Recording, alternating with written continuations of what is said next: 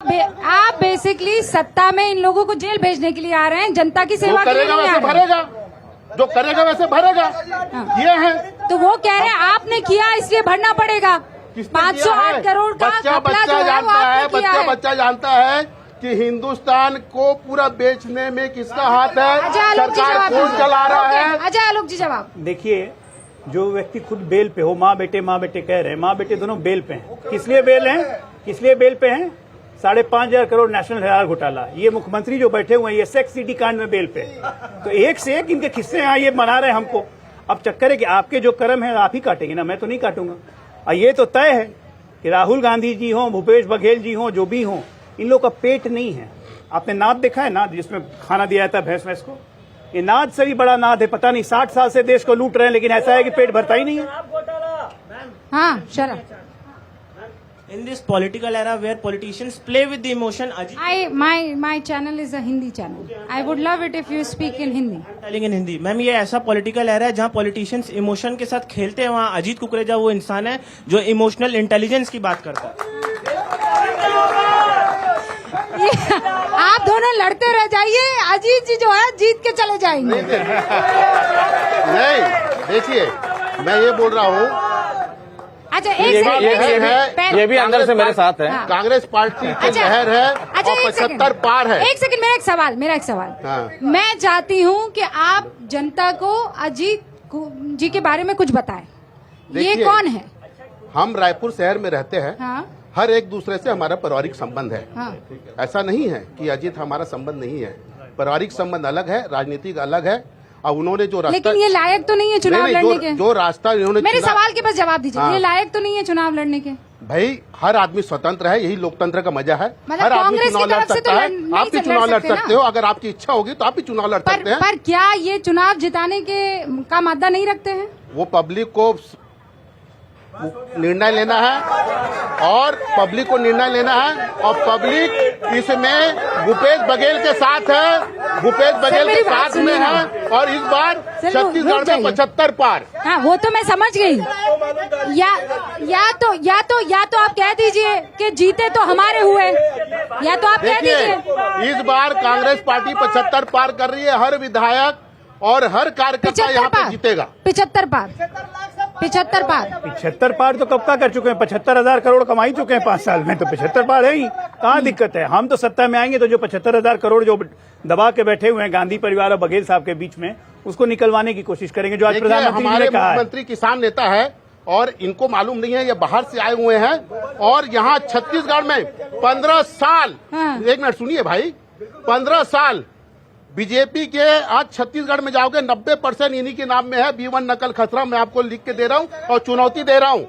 15 साल पहले किसी के नाम में जमीन नहीं थी। यहाँ पे सिर्फ छत्तीसगढ़ियों के लोग की जमीन थी, लेकिन भाजपा के जितने कार्यकर्ता है, ये 15 साल सिर्फ उन्हीं के नाम में जमीन हुई है और किसी का जमीन नहीं हुआ। तो ये कहाँ से आया? कहाँ से ये आया? कहाँ से आया बताइए? कहाँ से आया? सिर पैर के आरोप लगाने से जो इनका काम है, जैसे इनके राहुल गांधी घूम घूम के कहते हैं। आज जगदलपुर में आदिवासी और वनवासी का अंतर समझ आ रहे थे। बेचारे खुद कंफ्यूज कर गए कि आदिवासी क्या होता है, वनवासी क्या होता है।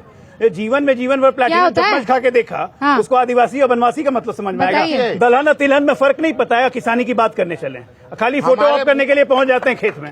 मैं खुद, मेरा डेयरी फार्म है। हाँ। मेरा राहुल गोबर गांधी का को दलहन व्यवसाय है। तिलहन का पता है अंतर? आज अरे भाई सुन ले, गोबर चोरी की बात नहीं कर रहा हूँ। गोबर से क्या बन रहा है ये सुन ले। कचुआ खाद मिल रहा है जो फोकट में फेंकते थे। यहाँ से आज 15 disturbance है। यहाँ से रुपए disturbance किलो है। बिक रहा है। वो किसकी देन है? भूपेश बघेल की नहीं देन है। आप मुझसे बात कीजिए। और मेरी बात सुनिए। आप तो मुझे किसान आदमी लग भी रहे हैं। हाँ। हाँ मतलब लग रहा है कि धूल मिट्टी से खेलना हाँ, आपका काम है। जी, जी। वो आपसे सवाल पूछ रहे हैं कि क्या राहुल गांधी को तिलहन दलहन में फर्क पता है?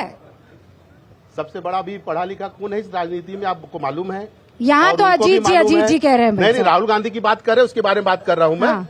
और जिसकी फर्जी डिग्री, फर्जी शादी, फर्जी दलहन फलाना, तिलहन का फर्जी अंतर पता ठिकाना, है राहुल गांधी को। फर्जी देखिए, साहब, उनके कार्यकर्ता आप को भी नहीं उसके पता, बारे में श्योर बात नहीं है वो। कीजिए ना। पढ़ा लिखा कौन है वो तो सब कांग्रेसी जानते भी हैं। श्योर नहीं है कि राहुल को कहाँ पता है पढ़ा कि नहीं। किधर पढ़ा है?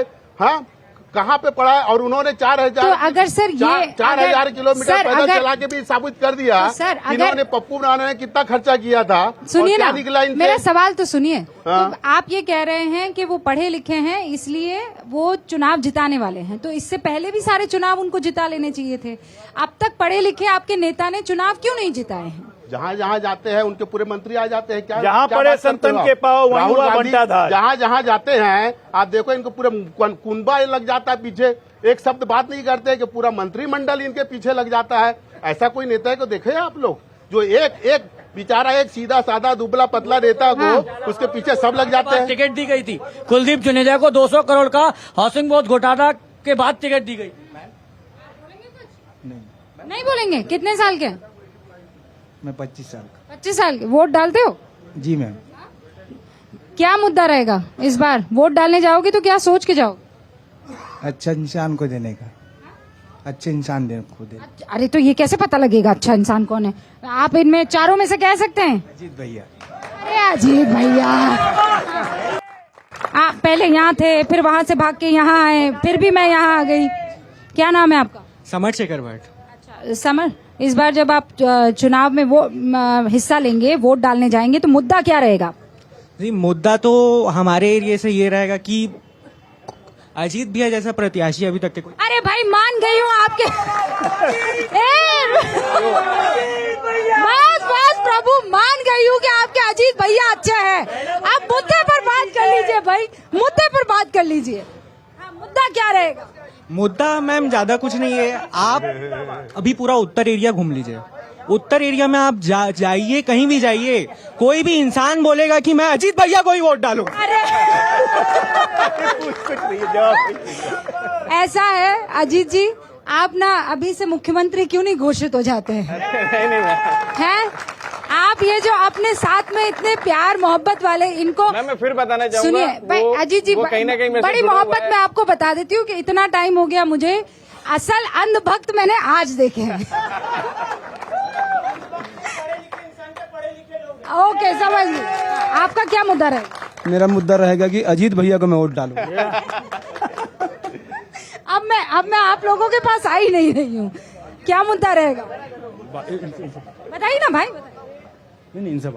मुद्दा क्या रहेगा ये बता दीजिए। मैडम बस सारी पार्टियां आपस में ही लड़ते रहती है, सब ये घोटाला वो घोटाला, लेकिन जनता के बारे में कोई नहीं सोच। जनता के बारे में कोई नहीं सोच। छत्तीसगढ़ में जिस तरह से 2018 का चुनाव हुआ, अब जब 2023 में जब चुनाव होने जा रहे हैं, तो भारतीय जनता पार्टी ने जिस तरह से कल घोषणा पत्र अपना जारी किया है, जिसमें ऋण माफी की बात तो इन्होंने नहीं की है, धान के समर्थन मूल्य की और उसके क्विंटल कितने 21 क्विंटल खरीदने की बात की है। मतलब आपने पूरा घोषणा पत्र पढ़ लिया? तो उसी तरीके से कांग्रेस के जो लगातार दावे आते जा रहे हैं, तो कांग्रेस के दावे से जनता अनुमानित लगाने चाह रही है दोनों के बीच किस तरह से किसके घोषणा पत्र से जनता को क्या मिलने वाला है। तो ये जो कुछ दिन तक की स्थिति, कभी पलड़े का जो तराजू का जो पड़ रहा होता है, कभी कांग्रेस की ओर कभी भाजपा की ओर जाते हुए दिख रहे हैं, और घोषणा पत्र से जनता अनुमानित लगाने का प्रयास कर रही है कि किससे किसको क्या मिल सकता है। आप तो पत्रकार की तरह बात कर रहे हैं, किसको क्या मिल सकता है। आप किस मुद्दे पर वोट करेंगे? जी मैं जो बात कर रहा हूँ, ये बात कर रहा हूँ कि वर्तमान में जो मुद्दे हैं जो जनता के, खास करके किसान के किसान के मुद्दे पर वोट डालेंगे।